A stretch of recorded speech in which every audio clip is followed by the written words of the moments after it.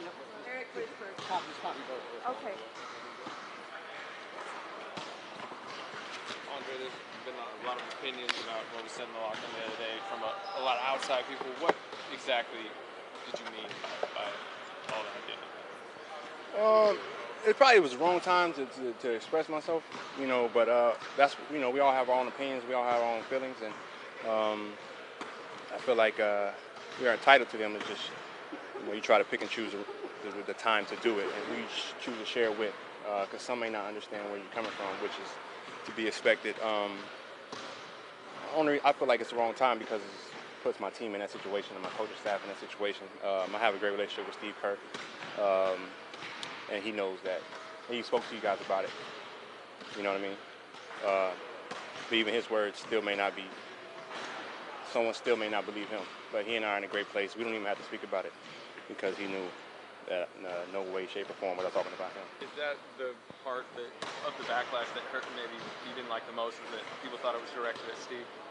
No, I wouldn't say that I was hurt by it because, I've been in worse situations. I've been in similar situations. I've experienced through my life, so that's why I feel like I can speak out on it because I've been through it. So from that perspective, you just learn. You continue to learn about yourself. You continue to learn about your others, and you adjust or you just continue to put things in perspective. Just to be clear, was it just about frustration about the schedule and having to come back and go back and guys needing rest? I would just. You have a conversation with a group every single day, and you get they're thrust so much into your lives. It's almost as like you have a robotic type of mindset. So you can have a mentality of past or present. Groups of people, generations. You can feel similar, not the same, but similar, and you speak up on this, the same routine and this kind of grind and. May not have been the right time or the place to speak on it, but it doesn't change the way that someone may feel, and I feel like that's what everyone has to respect. If someone feels a certain way, you can't say they're a bad person, as long as there's no prejudice, and as long as there's no ill intent towards anyone.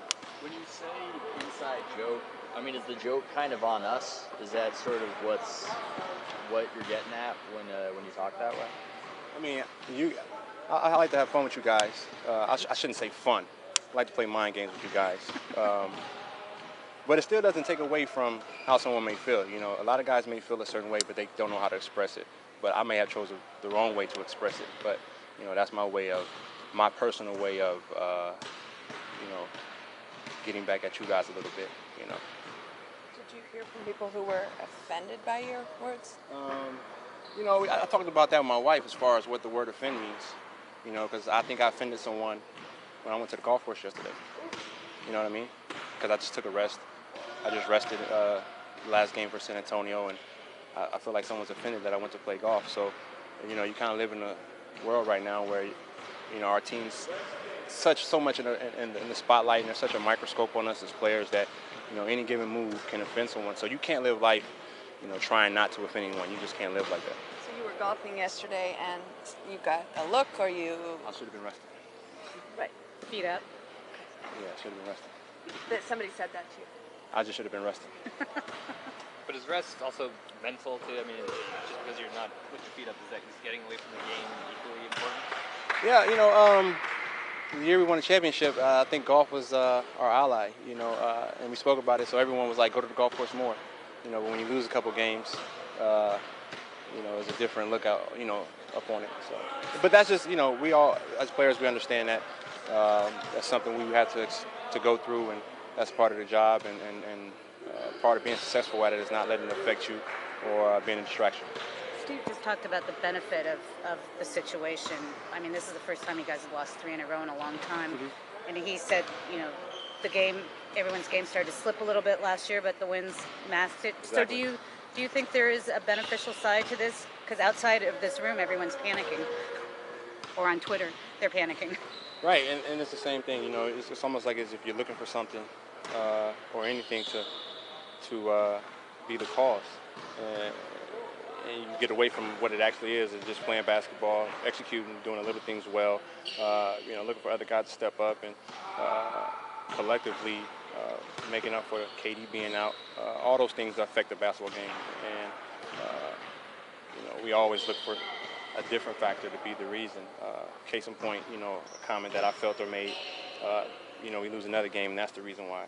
So, but I've always said that. I've said it the last 2 or 3 years that the talent that we have, losses benefit us more than anything because it takes us back to the fundamentals. It takes us back to the small things that help you win the basketball games, and ultimately will help you win the championship. It just builds good discipline. How different is the bench this season? You kind of reformed it when Durant got here. Just how is it different, that bench? We're adjusting. I've been playing really well lately. I felt really good. Sean's had his moments. Ian Clark has had his moments.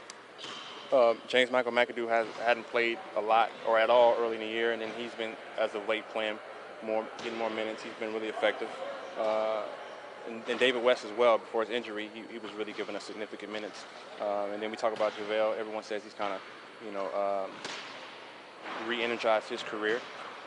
So everyone's had good moments at good times, but we're working to bring it all together and everyone playing confident and playing at a high level at the same time. Because there's been times we've had slippage and we haven't been able to hold leads or continue to expand them. That stretch, the stretch you guys just endured, was that pretty frustrating that you guys had to come back here and go then to Minnesota and then to San Antonio? And Steve addressed it a bit ago. Well, me personally, I don't mind it because you've every player in the history of the game has had to go through it. Maybe not so much early on because there weren't as many teams, so it wasn't as much crazy travel. But I'm always looking at Michael Jordan. He was the greatest player of all time by far, and I say he went through some grueling schedules and some broke down shoes, not as good technology. Wasn't as good as planes. Meals might not have been as good. Got some privacy though. That might have helped his thought process. But those guys went through it, so I feel like you gotta kind of honor the game, the true essence of the game, which is 82 games, and you just kind of figure it out. Sometimes you have the luxury to rest guys, and we've had the opportunity to do that the last couple of years. So it's just kind of bit us right now. We just got to work our way out of it. Do you regret making that comment? Regret? What does the regret mean? I'm still trying to figure that out. Do you wish you hadn't said anything in a public manner? I wish I wouldn't have put my teammates and the organization in that situation. But like I said, it doesn't change, how I feel about certain situations. It's just you can't give certain people power, and I gave certain people power. So, like I said, live and learn from the situation, and move forward. Thanks, Andre. Thanks a lot, Andre.